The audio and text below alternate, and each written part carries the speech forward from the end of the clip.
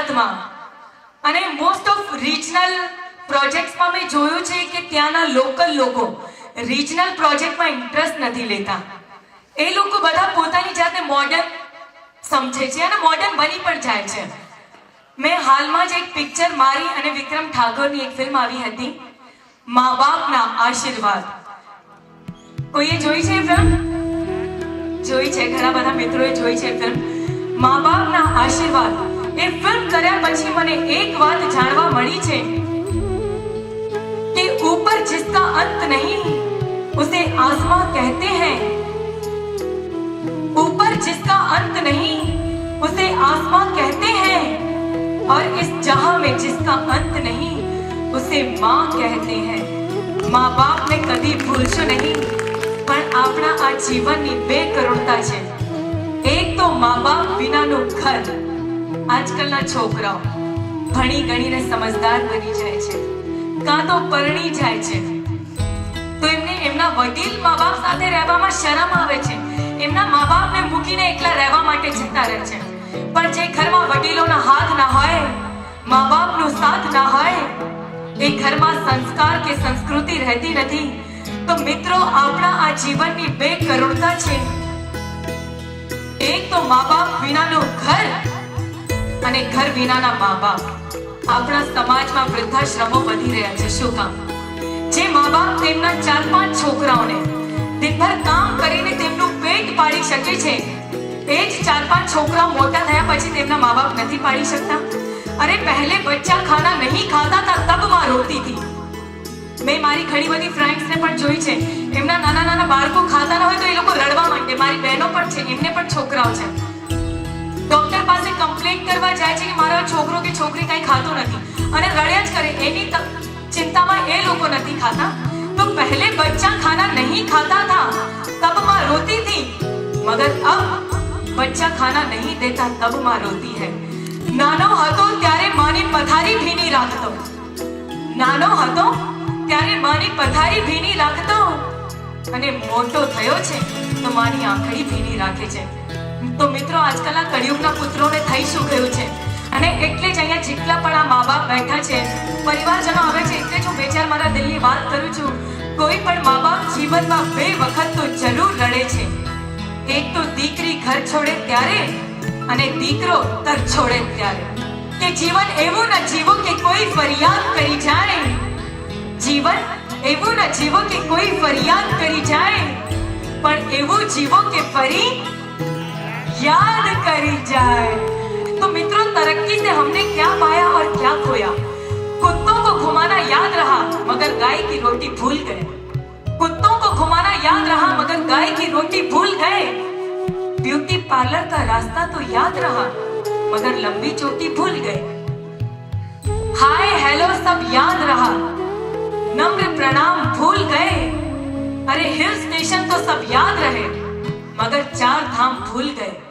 यार दोस्त सब याद रहे, सगे भाई को भूल गए. अरे साली का जन्मदिन तो याद रहा मगर माँ की दवाई भूल गए. तो ચાલો સાથે મળી તો ભગવાનના વારસ બની જઈએ. શરત બસ એટલી જ છે કે સૌ પ્રથમ માણસ બની જઈએ, માણસ બની જઈએ. હવે કેટલા અહીંયા નોજવાન માણસો છે? એ હાથ ઊંચું કરજો. મેં સાંભળ્યું છે કે કોઈ પણ પ્રેમમાં પડી જાય એટલે ઓટોમેટિક એના ખર્ચા વધી જાય. સાચી વાત છે? હા. બહુ પૈસાદાર છો ભાઈ તમે બધા. તો કેમ એના મોબાઈલમાં બેલેન્સ તમે લોકો કરાવી આપો છો? ના. એની 2 વ્હીલરમાં પેટ્રોલ તમે લોકો નખાઈ આપો છો? પિક્ચર જોવા જાઓ છો ત્યારે ટિકિટના પૈસા તમે લોકો તમારી જેબથી કાઢો છો? થોડાક હા વાળા છે, થોડાક ના વાળા છે, પણ હું તમને વાત કરી લઉં બંનેની વાત કે બિચારાઓ જે પ્રેમમાં ખર્ચો કરતા જ રહે છે એમનું હાલ કેવું થાય છે. કારણ કે મારો એક ફ્રેન્ડ છે, એ પણ પ્રેમમાં પડી ગયો. એની હાલત એવી થઈ પ્રેમ કર્યા પછી કે દિલ જલા રહા હું, अपनी किस्मत फिर से आजमा रहा हूँ. दिल जला रहा हूँ, अपनी किस्मत फिर से आजमा रहा हूँ. बहुत घुमाया उस बेवफा को अपनी बाइक पर, इसलिए आज सीएनजी रिक्शा चला रहा हूँ. બિચારા છોકરાઓ પ્રેમમાં પડીને સીએનજી રિક્ષા ઉપર આવી જાય છે. હું પાછળ ત્યાં ચેન્જિંગ રૂમમાં બેઠી હતી તો એક ભાઈએ ફોન કર્યો છે, કદાચ એની લવર અલી તું જલ્દી આવી જા, મમતા સોની તો ખરેખર આવી ગઈ છે. તો પહેલી તો કદાચ ના પાડી હશે, તો પહેલાય તો મારા અંદાજમાં શાયરી પણ કરી કે જાનુ આવા તો કરા તમારા આશિકની વાત કરું છું કે જાનુ તારો ને મારો પ્રેમ એટલો જૂનો, જાનુ તારો ને મારો પ્રેમ એટલો જૂનો, ડાર્લિંગ મળવા આવે ત્યારે લેતી આવજે ને તંબાકુ ને છૂનો. બોલો હવે તંબાકુ ચૂનો નો ખર્ચોની પ્રેમિકા જોડે કરાવવાનો છે. એક છોકરાને મારી જોડે પ્રેમ થઈ ગયો, ખબર નહીં ક્યાંથી મારા મોબાઈલ ઉપર ગોતી લાગ્યો. પછી તો પ્રેમની વાતો ચાલુ કરી, પછી તો એકદમ તે શાયરી શરૂ કરી કે જાનુ સાંભળીને ખબર પડી ગઈ કે વડોદરાનો જ કોઈ છે કે જાનુ સુતેલી હોય તો સપનું મોકલ, જાનુ સુતેલી હોય તો સપનું મોકલ ને જાગતી હોય તો યાદ મોકલ, રડતી હોય તો આંસુ મોકલ ને હસતી હોય તો ખુશી મોકલ. મેં કીધું અલ્યા વાસણ ધોવા બેઠી છું, અઠવાડું મોકલો. મિત્રો બસ આવી જ મોજ કરવાની છે. હજુ તો આ કાર્યક્રમની શરૂઆત થઈ છે, પિક્ચર તો હજુ બાકી છે मेरे दोस्त.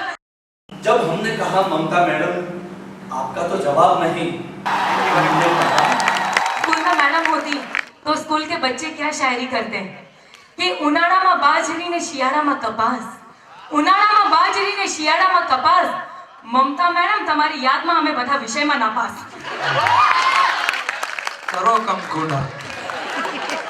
एनीवे युमा टेलीविजन की ओर से फिर एक बार आपका शुक्रिया अदा करता हूँ. युमा टेलीविजन सीरियल बनाने जा रहे हैं और उसमें आप हीरोइन हैं.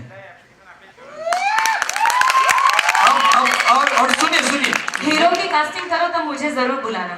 डेफिनेटली. हीरो तो मैं एक्ट्रेस अपनी पसंद का लूं. नहीं वो भी है, हमने तय कर लिया है, वो आपके सामने बैठा है, आप जब देखेंगे तब पता चलेगा. अंकल तमे अरे कौन कहता है कि बुढ़े इश्क नहीं करते? जरा हाथ पे लीजिए. कौन कहता है कि बुढ़े इश्क नहीं करते? अरे वो इश्क तो करते हैं मगर कमबख्त उन पर कोई शक नहीं करते. और जरा जोरदार तालियां हो जाए. तो ये आपने वादा किया है, युमा टेलीविजन की ओर से हमने आपको एक बहुत ही प्यारा सा तोहफा दिया है. आपने इस तोहफे का स्वीकार किया, आप कबूल करती हो? कबूल है. 3 बार कबूल है, कबूल है, कबूल है. जरा जोरदार तालियां हो जाए.